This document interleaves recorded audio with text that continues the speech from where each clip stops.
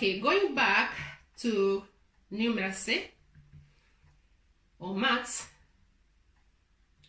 we find that most schools, by the time they are breaking for the term, at the end of the term, when you go for, because most schools will have parent evening as the schools are closing before the children go for their holidays, most teachers, and especially in primary, and also in secondary school, but mainly in primary, what I've observed myself, most teachers will give you a breakdown of the topic that you'll be covering the following term as the school opens the following term.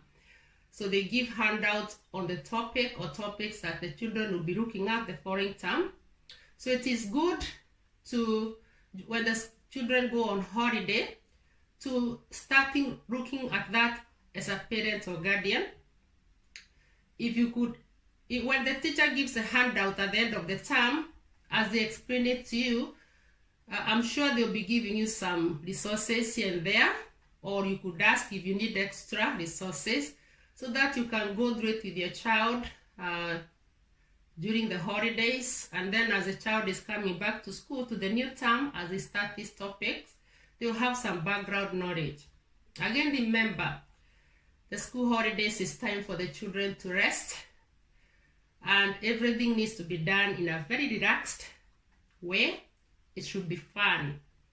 When I was looking at on the session on reading and writing, I reminded you that it should be fun. Even in numeracy or maths, everything should be done out of fun. The young children need to enjoy it.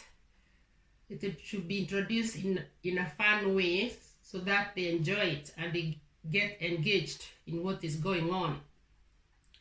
Okay, once at the end of the term you're given the breakdown or these handouts on what will be covered the following term, of course the teachers will give you some resources. Ask for some if you need to, if you need extra.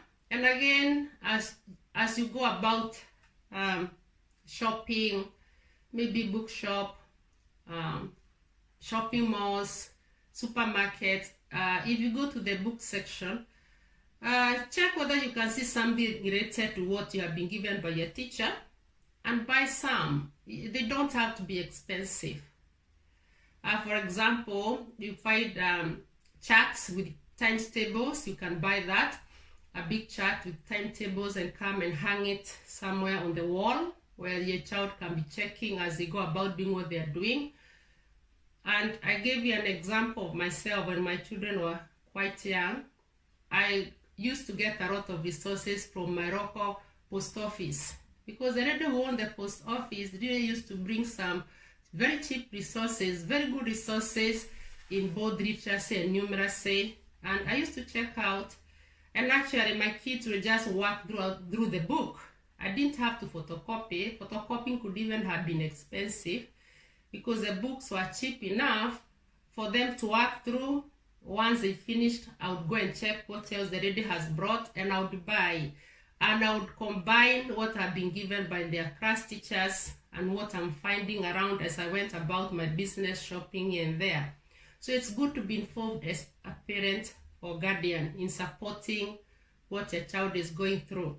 So when we now come to look at numeracy, I did check, and I found some interesting resource online on how you could introduce your child to numeracy or to maths even before they start school, up to the age of 2 years. And I got what I'm going to read to you from our website, which is www.education.fic.gov.au. That is www.education.fic.gov.au.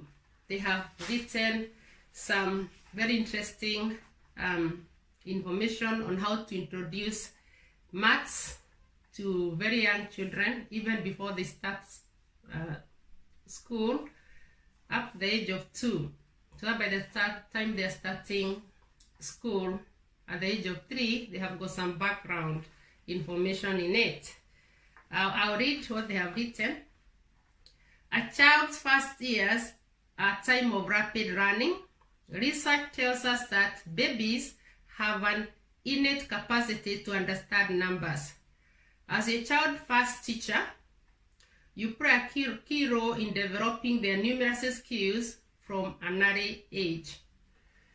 So here they are saying that yourself as a parent or guardian, you are your first child teacher, because the most children start school at the age of 3. So before they start school up to the age of 2, you'll be their first teacher. So you need to look for ways in preparing them early enough. But as I said, it has to be fun so that the children can enjoy it. So on this website, they continue to say, developing numeracy skills early gives children a foundation for their learning and development. It prepares them for daily life, including general problem solving and handling money. Counting is one of the first experiences of maths for young children. Learning to say numbers can begin with a favorite song or rhyme and the repetition of the number names. Children will often say numbers before they visually recognize and identify individual numbers. Here are some activities and tips to engage your child with the counting. Listen to the counting sequence in these groups of songs and rhymes, which are all on YouTube. 5 little ducks, 10 in the bed, 1, 2, 3, 4, 5, once I caught a fish alive, 10 green bottles, 5 little monkeys, 1, 2, buckle my shoe. So if you have access to the internet, check out from the YouTube on these songs and rhymes that have already mentioned. Okay, they continue to write and say, children will begin by counting all objects.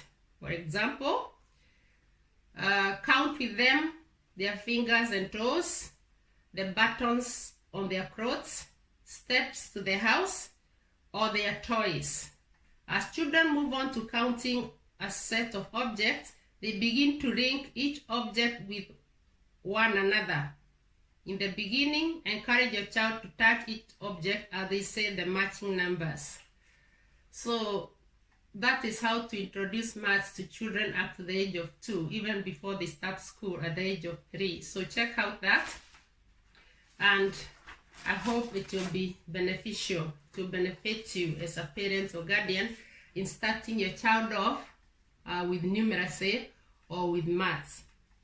Okay, now coming back to children when they start school, like from a very young age, I told you it's very important to keep in touch with your child class teacher, like from 3 years, nursery, reception, depending on the curriculum that is being followed in your country.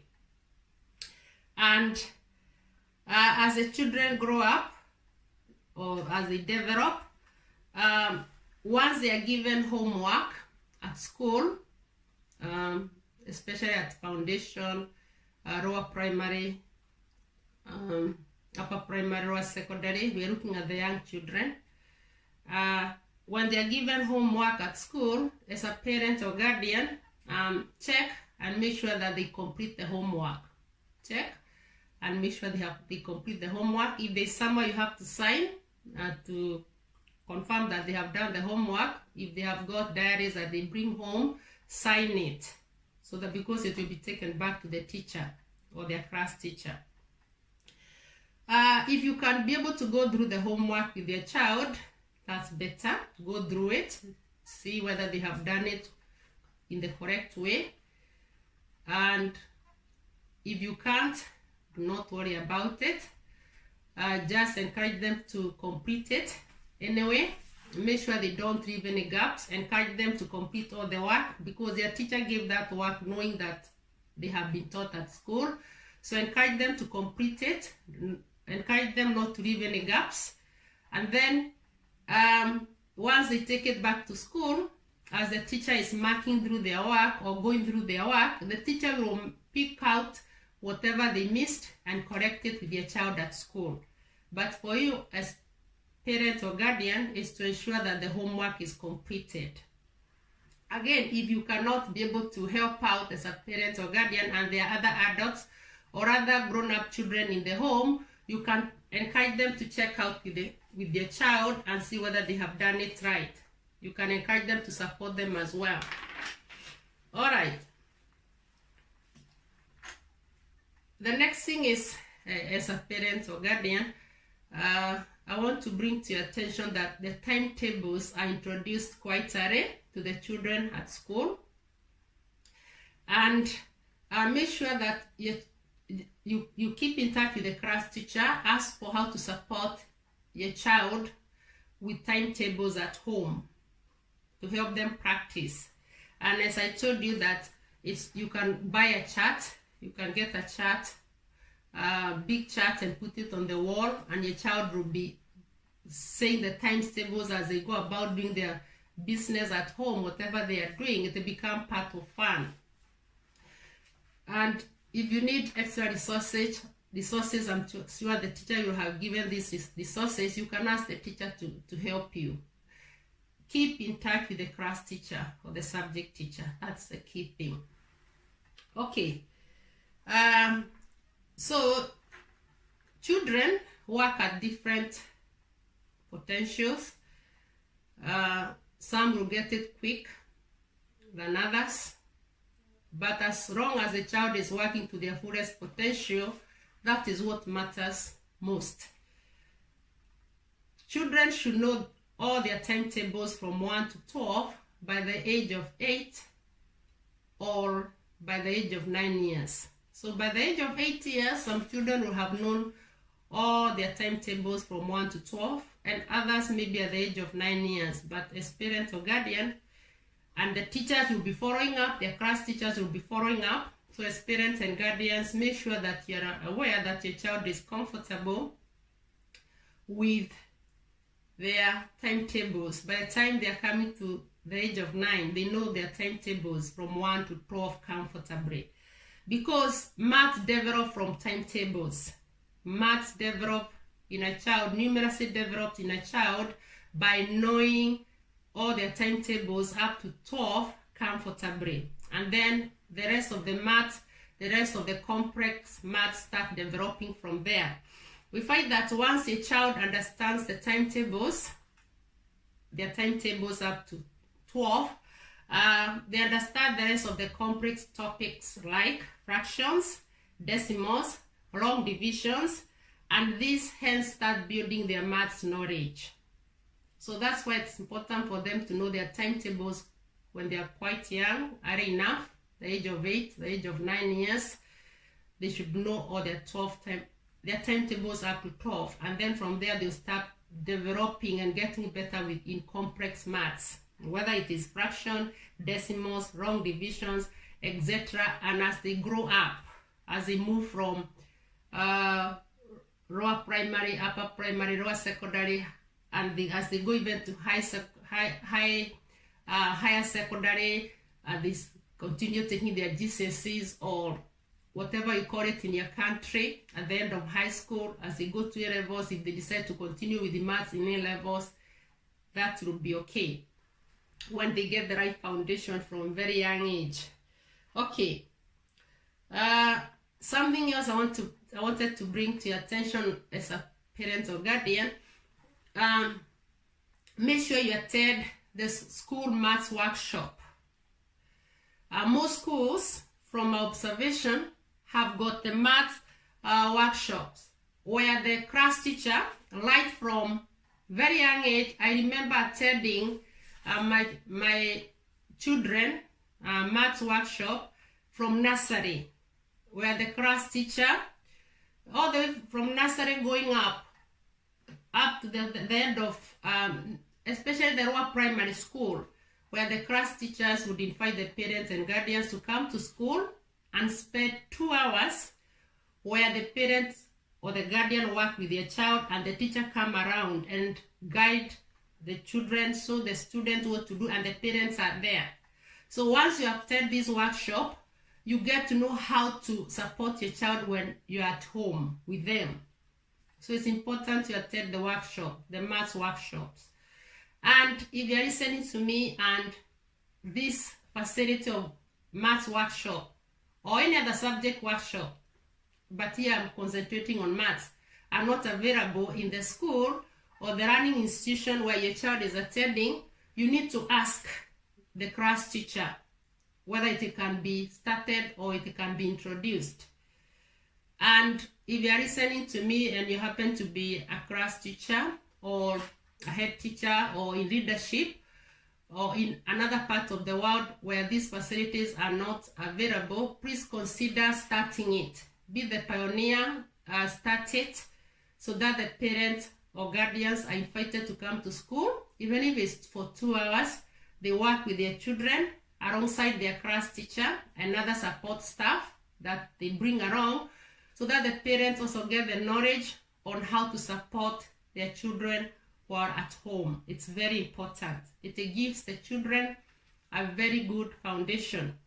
Here we are looking at how the young people across the whole world can get quality education, good and quality, outstanding education across the whole world, depending on whether they are attending schools from city schools, suburb schools, schools from very remote parts of the country or parts of the world.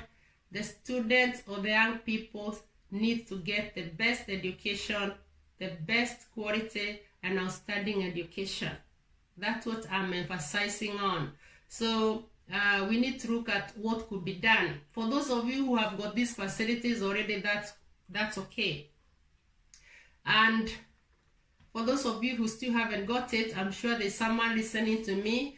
Go back to those schools, see whether it's happening. And if you're coming from very remote areas and God has helped you, and you need to go back and check, go back to your roots and check whether these facilities are available.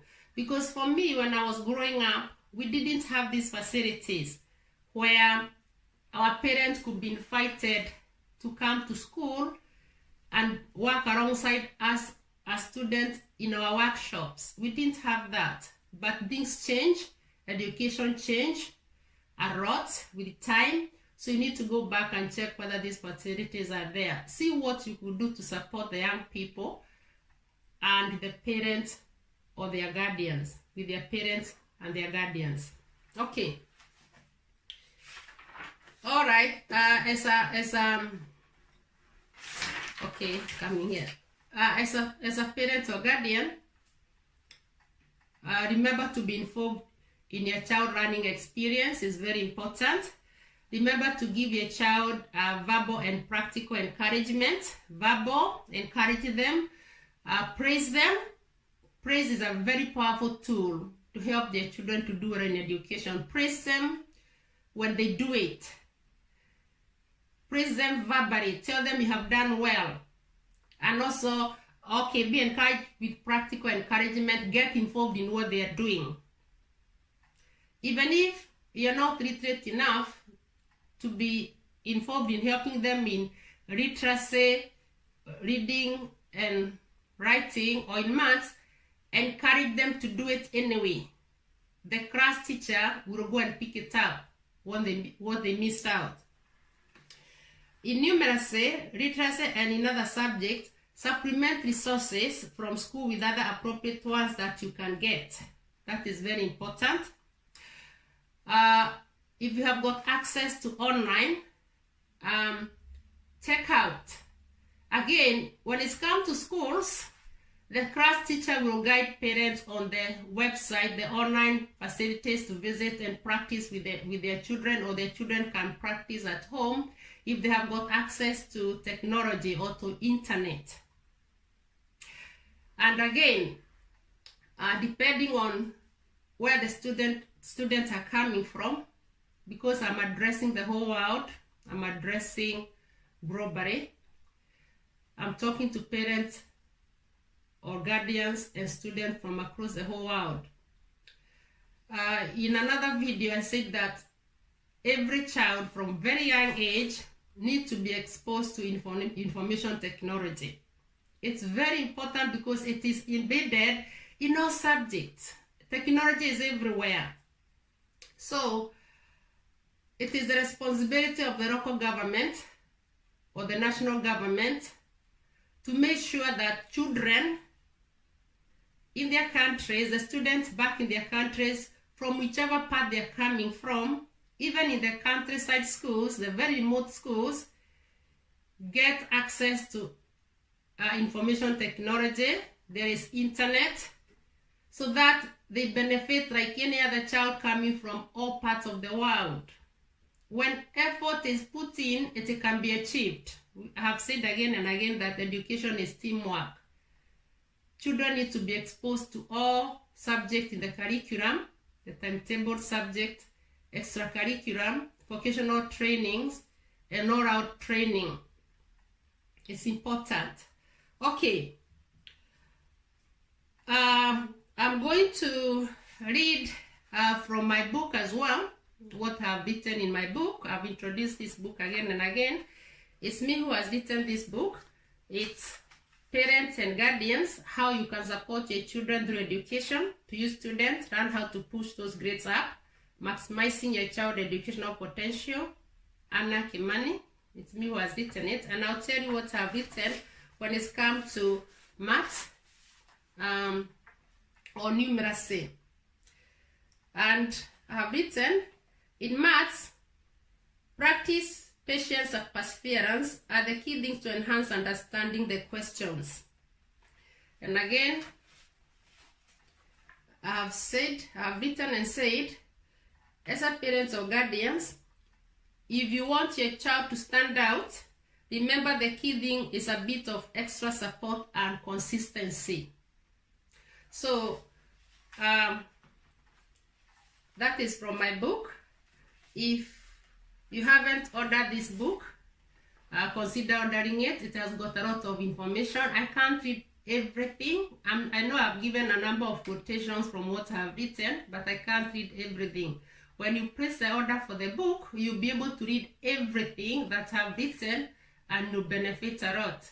Below this video, I am going to put the links or guidelines on how you could order the book or how you can access the book. Okay,